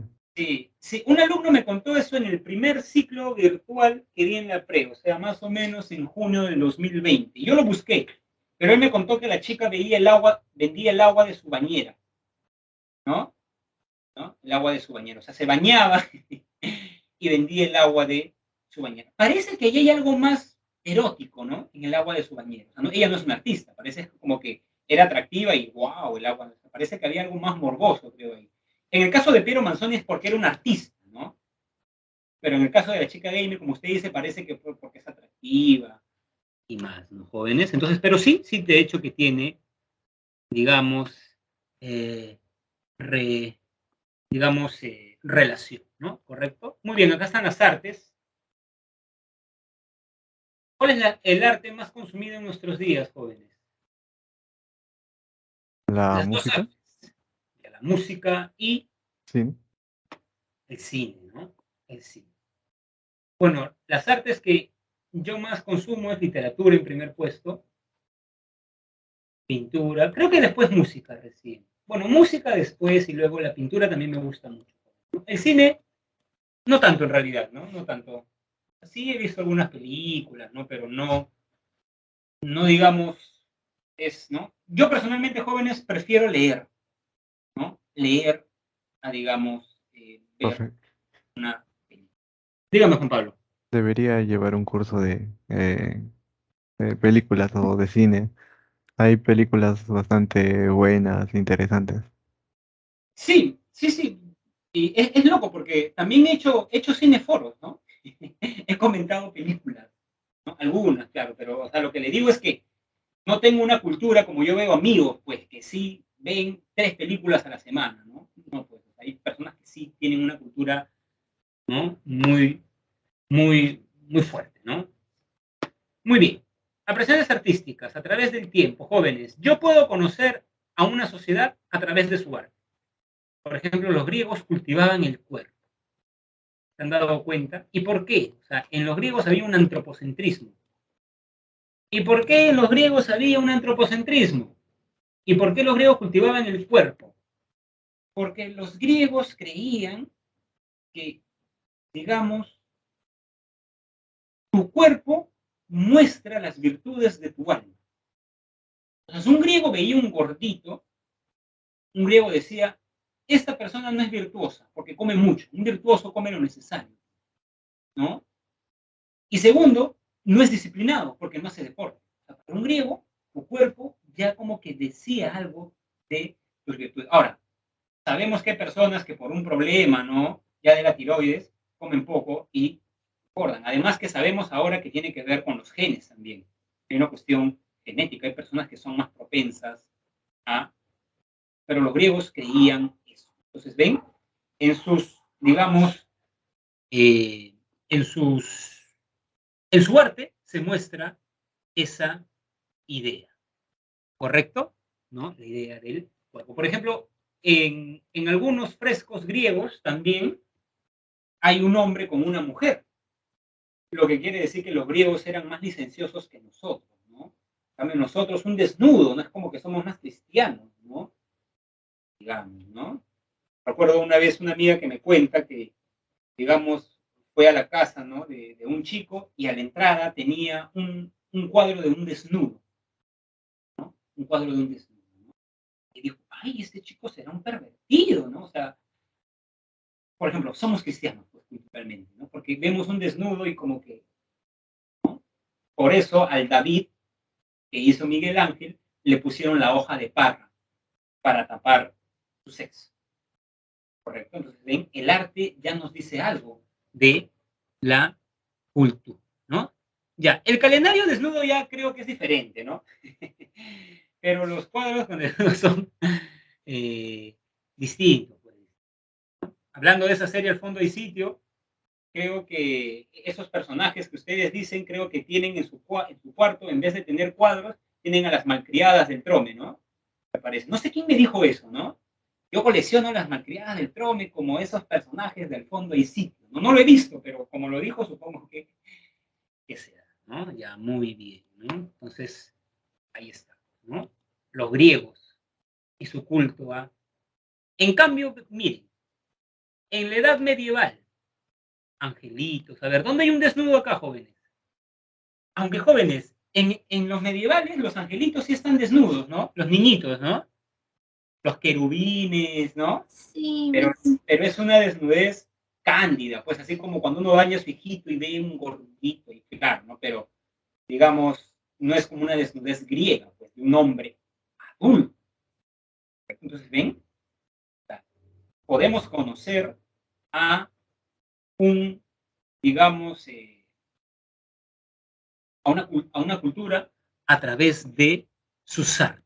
Recuerdo que mi papá ve la serie Vikingos y una vez estaba viendo y a veces, digamos, veo partes con él, no veo la serie completa, y recuerdo que Ragnar vio un crucifijo, ¿no? Y dijo, yo no entiendo por qué los cristianos adoran a una persona que se dejó matar, ¿no? En cambio, los, digamos, no eran los vikingos, eran, sí, los vikingos, ¿no? Claro, la serie se llama Vikingos. Entonces, en cambio, los vikingos adoraban a personas fuertes, ¿no? Que ganaban, conquistadores, ¿no? ¿Ven? El tener la representación, por ejemplo, nosotros adoramos a alguien que se dejó matar porque era el Hijo de Dios, podía, o sea, de a todos, ¿no? Porque nosotros detrás de eso valoramos la humildad, ¿no? La humildad. Entonces, una persona extranjera podría, digamos, ¿no? Muy bien. Y bueno, el arte moderno, ya un poco más abstracto, el arte conceptual. ¿No? ¿Correcto? Muy bien. ¿Alguna pregunta, jóvenes? ¿Alguna duda?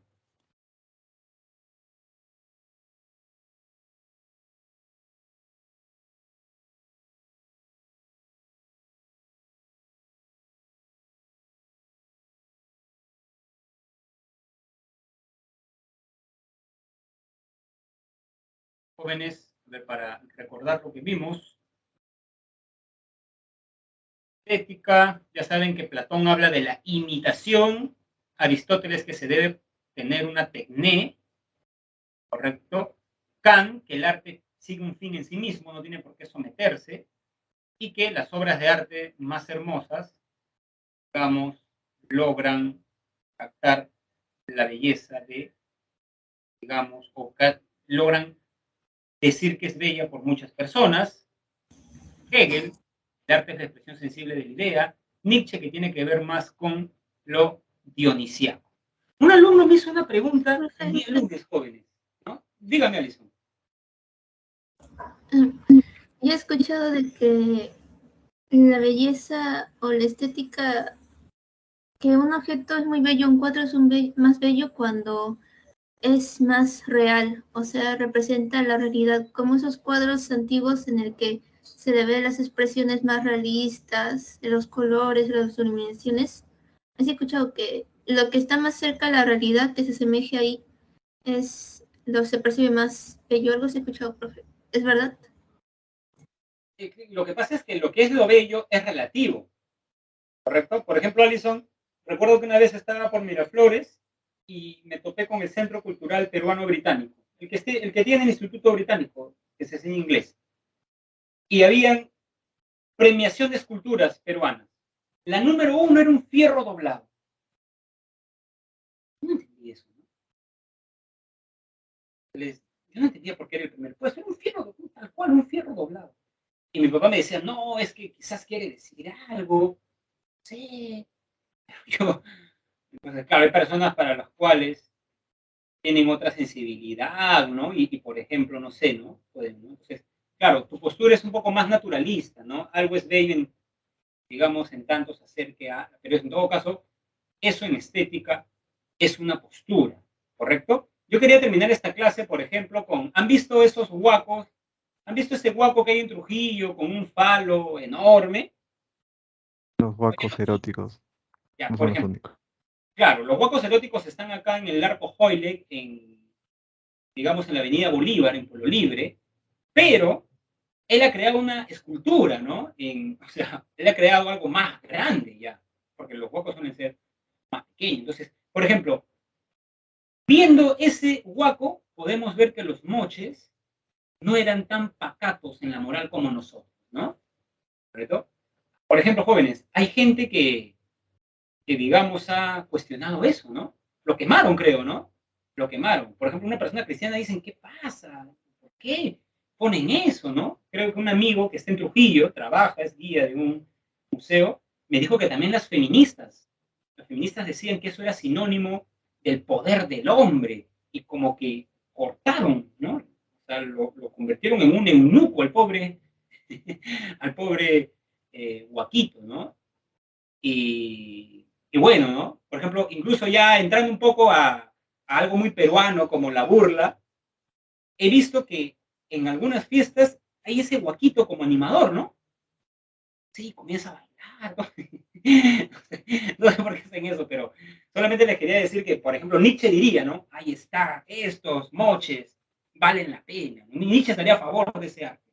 La sexualidad está bien, ¿no? No se reprimieron, no como estos cristianos, su hoja de parra. A ver, pon una hoja de parra ahí, pues, ¿no? Creo que es un buen ejemplo también para que vean cómo el arte expresa la idiosincrasia de un pueblo. Muy bien, jóvenes, como dice Mefistófeles en el Fausto, todo lo que nace merece morir. La clase nació y va a morir ahora. Entonces, nos vemos. No, pacato. Pacato es una persona muy respetuosa moralmente, muy cohibida, ¿no? Pacato, un término, ¿no? No pacato. Pacato quise decir, ¿no? Pacato. Muy bien, jóvenes, nos vemos el siguiente viernes. Cuídense. Hasta luego, nos vemos. Gracias, profe. Nos vemos, Alison, cuídate. Hasta luego, profesor, cuídese, gracias por la clase. Hasta luego, Kevin, nos vemos. Hasta luego, profesor. Cuídate, Juan Pablo. Nos vemos, Profesor, jóvenes. ¿puede repetir la palabra antes de que se vaya? Pacato. Pacaco. Muy bien. O sea que Alison le dio risa a la clase, nada más, no aprendió nada. Bueno, joven, me voy triste. Sí Nos vemos. aprendí, profe. Muy bien, estaba molestando. Nos vemos, jóvenes, cuídense.